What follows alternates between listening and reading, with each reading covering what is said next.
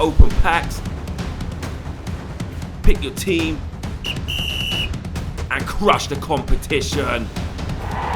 This is next level fantasy football. It's free to play. There's £125,000 up for grabs. Download the app today at ultimatefan.com.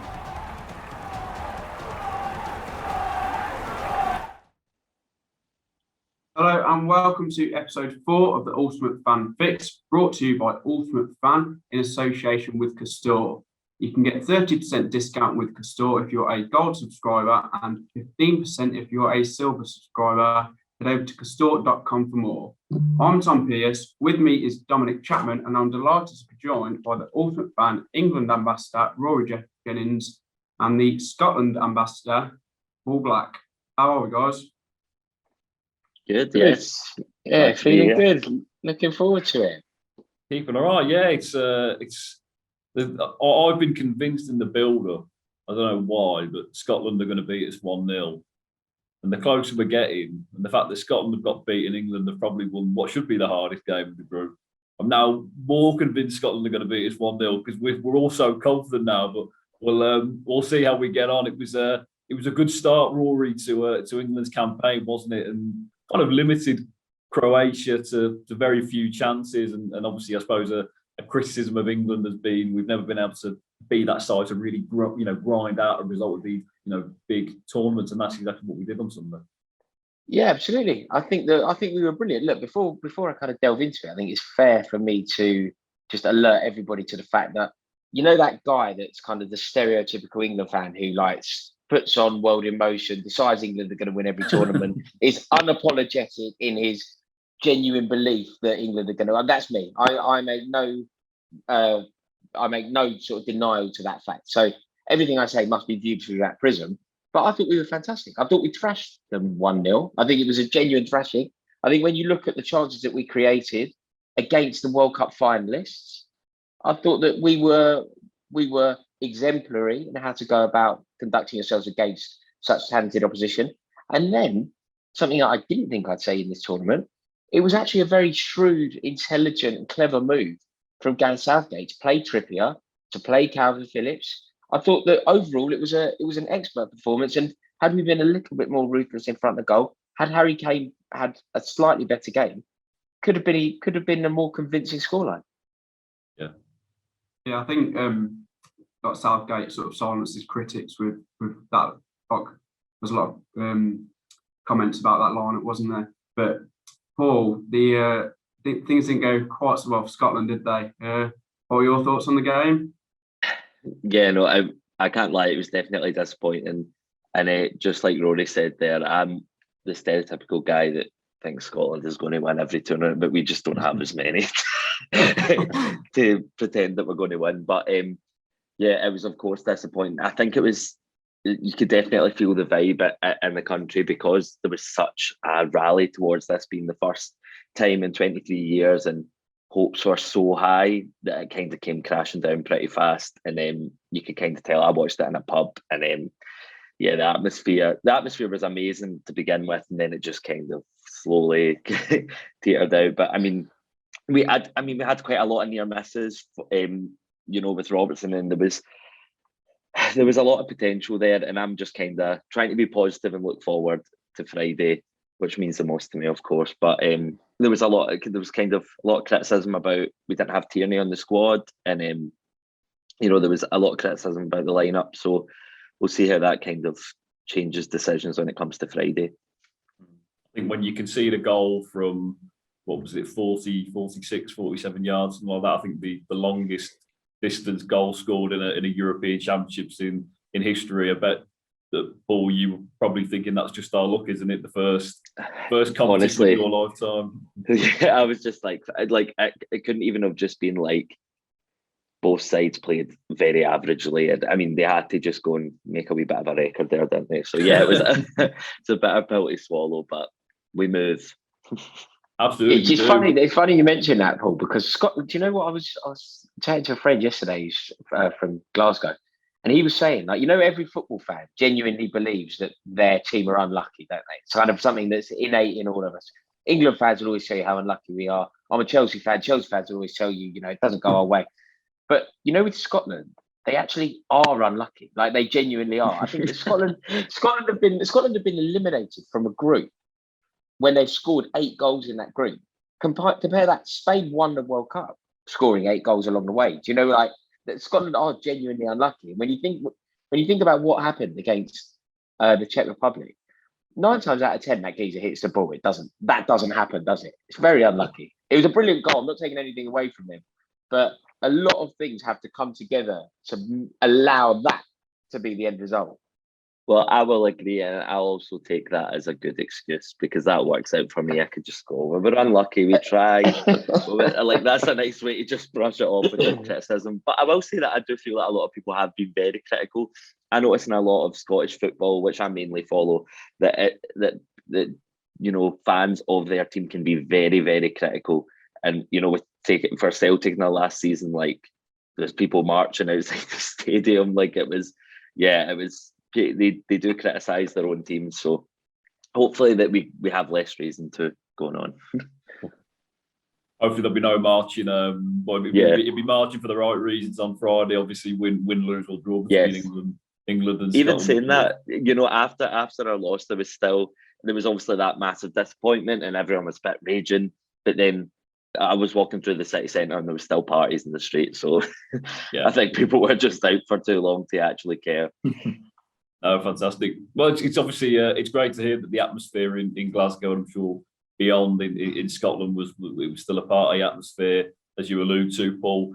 I suppose, folks, we'd probably better just give a mention to Christian Eriksen. Obviously, it was a very kind of slightly more somber note than the alcohol that I'm sure was flowing in pubs up and down England and Scotland over the weekend, and obviously very, very concerning, very concerning sight for quite a long time. Rory, I suppose, just first things first, the most important thing is that Christian's, healthy and well, and obviously he sort of released a statement to kind of give everyone an update on his health at this current moment. Yeah, absolutely. I mean, undoubtedly, that's the only thing that matters. You've got to remember as well, I think Finland beating Denmark is the biggest upset we've ever had in the Euros. Nothing in terms of a footballing upset, nothing has ever been bigger than that, and yet nobody cares. It's not a relevant point of conversation. Football, I often conform to the Shankly thing about football being so much more important than life and death, but it actually isn't. And when you're actually faced with the possibility that is put to the test, you actually realize quite how insignificant football is. Football suddenly becomes the most important thing, but only out of all of the things that aren't important. It's the most important of the non-important things when you see scenes that we saw the other day. And I thought that some of the coverage was appalling. I think the BBC should hang their head in shame the way that they went with that. How they didn't cut to how I have time to tweet and get 100 retweets off me saying cut to the studio before they cut to the studio, I just think is shambolic. And you've got the players forming a shield, and the message that the players are doing there for their teammate and friend, the message that they are putting out is, we're not looking at this and we're doing our best for you to not look at this. Please have the decorum and respect to not do that and respect our wishes. The cameras found an angle down below and managed to zoom in on Eriksen's face. It's actually horrific, and it got voyeuristic. And by the time they cut to his missus, I mean, I'm turning the telly off before they're cutting to the studio. It was an absolute disgrace. Yeah, very well said. Sorry, Tom, I'll throw it to you. It sort of put things into perspective, didn't it? Paul, do you think the game should have been restarted so soon? It's a tough one because I thought it was I was watching it in a pub, and you could, like, I'd taken my eyes off the TV for a few seconds, and you heard such an audible gasp from everyone.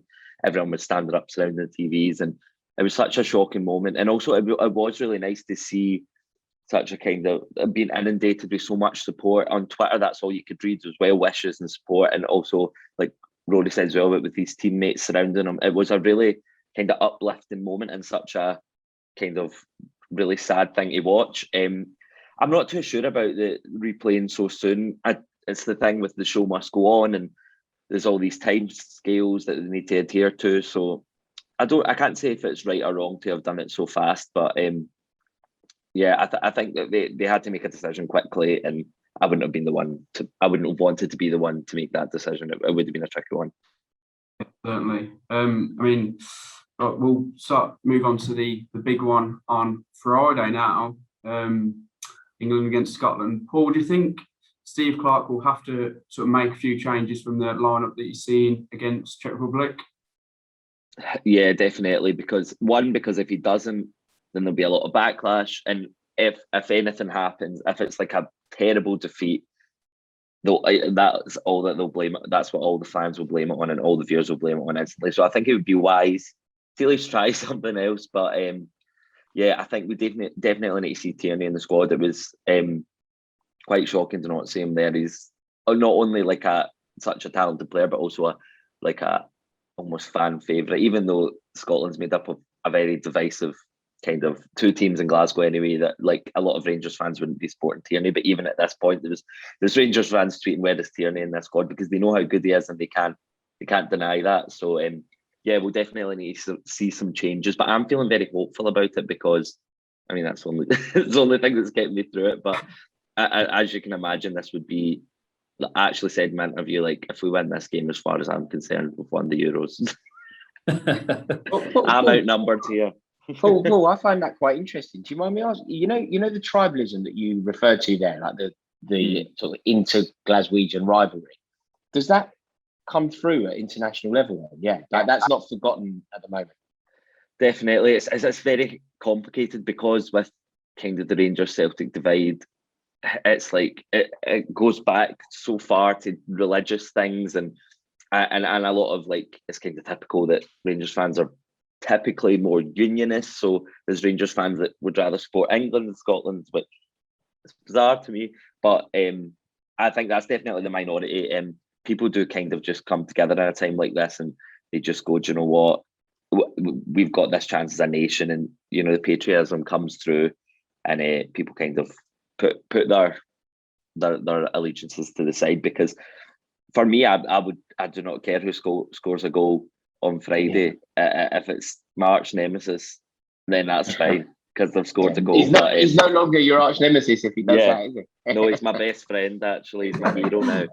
But also the team is made up of more Celtic players than Rangers players, so works for me.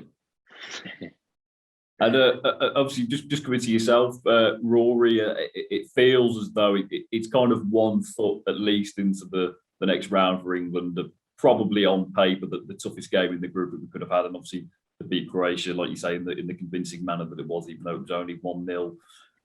What's your thoughts heading into the game? Do you expect there to be any changes, or are you kind of the mindset, well, why would you change a winning side? I think it's a very difficult one, actually. I think Southgate's going to have to get this right, and I think we'd have to give him credit for what he did against Croatia. It's now difficult because Kieran Trippier presumably was selected as left back for a particular role in a particular game. He isn't the best left back in the squad. He's obviously not the best left back in the squad. The geezer who's Manchester United's best player is an option, and the geezer who won the European Cup is an option. So he isn't the best option in that position. So I assume that there'll be some change there. The interesting thing will be what he does with Raheem Sterling, because Raheem Sterling was the match winner, and I think that is obviously huge, but I feel like it also creates a bit of a facade around Sterling. So I thought, didn't have a good game at all. So how Southgate manages it, how he keeps everyone happy. Does Calvin Phillips start again because he was so good the other day, or is Jordan Henderson now pushing back and after his place in the team as captain? It's very difficult, and I don't quite know. I think we will see changes. I think there will be rotation. I'm almost certain that a left back will play left back. But after that, I think you try and keep it as similar as possible from the victory over Croatia. Yeah, it feels like Southgate, he's not afraid to make the unpopular decisions. I mean, Tom, for example, is a Villa fan, and he's very much in the Grealish camp. And I know a lot of people kind of even outside of the West Midlands, but at this point would probably like to see Jack Grealish get a start, and he might be the kind of the key to unlocking that Scotland back door. And he's probably our best player across the two friendlies. Would you be adverse to seeing him in the starting 11 on Friday afternoon? The problem is, I love Jack Grealish. I think he's a phenomenal talent. I think the way that he dances with the ball is beautiful, and I think that he drives fear into anyone who's facing him. He's a special player, and he reminds me of Gazza. It evokes memories of 1990 and all that. The problem is, if Kane starts, if it's then Foden, I don't think it can then also be Grealish, because the three of them, while they're all wonderful, what you don't have there, you don't have the option of a ball over the top.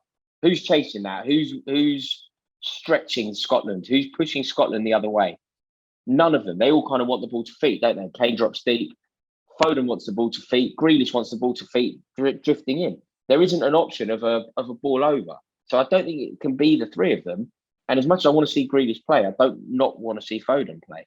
So I feel like Sterling or Rashford have to play for the balance of the team. It's not necessarily a reaction to the way I feel about Jack Grealish. I just think the three, if it goes Foden, Grealish, Kane, they all want to pick the ball up practically on the halfway line. Who's looking for the ball over the top? It makes it very easy for Scotland to defend against us. Yeah. Do you think there'll be the space sort of in behind Scotland for? So obviously they're going to set up and be hard to beat. Do you think there'll be the space in behind them to have runners in behind? At certain points in the game, presumably Scotland are now in a situation where they need. Look, they're going to be coming into that game at Wembley, desperate not to lose. But because of what happened the other day against the Czech Republic, they're now in a position where they have to be ambitious. Do you think that's fair to say, Paul? Well, yeah, definitely. And there was so much criticism of the defence in that game. So it is an obvious weak point.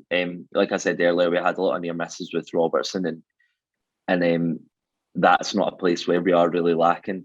But I think that's fair to say that it's all to play for, really, isn't it? Because I always think about all these, the way we can kind of have these theories and we can discuss what we think might happen. But at the end of the day, who really knows? I'm just crossing my fingers and hoping for the best.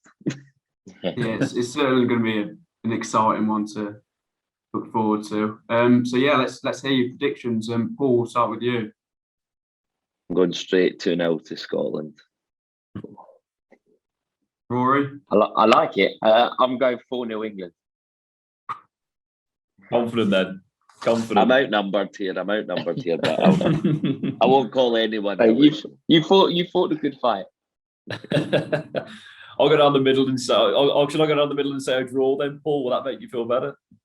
Yeah, I think you've been quite fair so far in an interview. You weren't bigging up England too much, so yeah, I'll take that from you. Well, I actually envisaged Scotland almost as being a bit of a dark horse. I kind of had those Wales 2016 vibes. I know they haven't, say, got a Gareth Bale on their side, but they kind of went under the radar, I think, a few years ago, over in France, the Welsh, and obviously got to the semi-finals and eclipsed any expectations that anyone, had of them. And I think Scotland were kind of in that same similar vein, the way they were, perceived. Like I said, they haven't got that standout player, and obviously the result the other day was disappointing. But if they can make it a tough game for England, nick a point, and then go into the Croatia game with something still to play for, then there's every chance. But I think obviously, as Rory says, I suppose on paper it's probably very much in England's game to lose, isn't it? Particularly at Wembley. Yeah, definitely. And I mean, like, the way it's going right now is, if we, like I said earlier, it's most important to me to win this game on Friday, and I think that's how everyone feels, really. And it's the fact that it's at Wembley carries so much weight as well. And I know a lot of Scottish people that are going to be in London.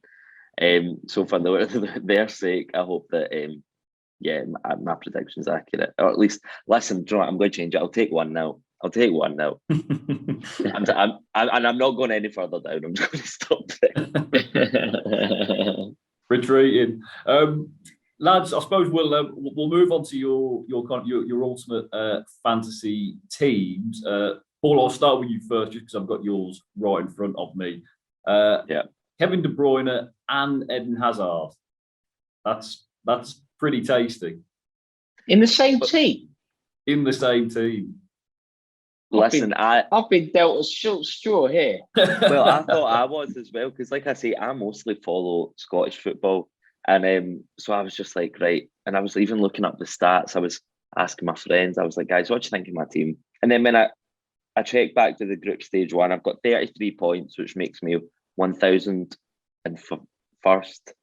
1,001st in the leaderboard. So maybe I haven't been dealt as strong a hand as you think. But listen, wait till you hear my team. I Okay. reserve judgment on how strong your team is and before you hear mine. The jewel in the crown of my team is Ethan Ampadu. I don't even know who that is. Exactly, yeah. That's the jewel. That's the jewel in the crown. I've got Gronkvist, Stefan De Vrij, Sensi, and Bessedin, with Ethan Ampadu as a jewel in the crown. Spain being my team. Yeah, I'm upgrading. Well, Listen, no more mucking about. Turkey's my team, so I think the odds are in your favour if we ever came to facing off. But Well, I will enjoy this moment, Paul, because as soon as this conversation is over, I'm upgrading my package, and that's when I'm pulling the big guns out. this I've is a already great done that. marketing. Yeah. It's a great marketing stunt, isn't it? This is the basic versus the goal. It's fantastic. But I suppose Yeah. Ethan Ampadu. So, are you cheering on Wales? This obviously just for the watchers, where this is being recorded just before Wales take on Turkey. So, Rory, are you cheering on the Welsh this afternoon? Do you know what? This is very weird to bring this up, but I'm not. But I'm not, because if you ever look, if anyone ever cares, if you look on my Twitter, I've got quite a good close relationship with Turkey. When I was a kid, I used to be an actor years ago, and I used to do quite a lot of work in Turkey. And you know the brand Beko? I was like the kid that did all the adverts for Beko. So I've always had a real soft spot and love for Turkey. So I'm backing Turkey. It's not that I'm not backing Wales, it's that I am backing Turkey. Oh, okay. Hoping for Turkey with an Ethan Ampadu consolation goal. Exactly, yeah. Or hopefully Turkey win 4-3 with an Ampadu hat-trick. That's a difficult one for me, because you know, on one hand, I do support anyone who lives in the shadow of England, and that is always where my allegiance lies. But also, I am Turkey, so You have Turkey in your team, exactly. Yeah, Turkey is my team, so yeah, I'm conflicted to say the least. So what's the just a quick one for you, Paul? Just as we kind of near the finish, the perception of Wales in Scotland again, is that very much it's like a United Kingdom that excludes, or Great Britain that excludes England? Is that fair? You would kind of back each other? Oh yeah, definitely, 100%. And also there's like, I know people that, I wouldn't probably go this far, but I know a lot of people that are ordering the football jerseys of anyone who's against England. Like even when that becomes people that are against us, like we're in the same group. But yeah, that's what's bizarre about it. But on the day they're playing England, they'll be at the pub with, you know, the Croatia jersey on. Like, yeah. I remember Andy Murray got in loads of stick for it. Do you remember Andy Murray wearing a Paraguay shirt? Oh yeah, Back in the day. Good for 2 him. years ago. Yeah. Anyone that I would plays do the England. Well, you'll be cheering on the opposition of England this Friday, Paul. Scotland against England. Obviously, I believe it's an 8 o'clock kickoff, isn't it? Yeah. I'm really looking forward to this one, lads. Obviously, I'll throw it back to you, Tom, to close us off. But obviously, yeah, we really appreciate your time, folks. Yes, that's all. Thank you both for joining us. Good luck with your teams, and good luck on Friday to both, yeah. And then we'll see you both soon. Can't wait. Fantastic. Thanks for having us. Perfect. Thank you. Cheers, guys.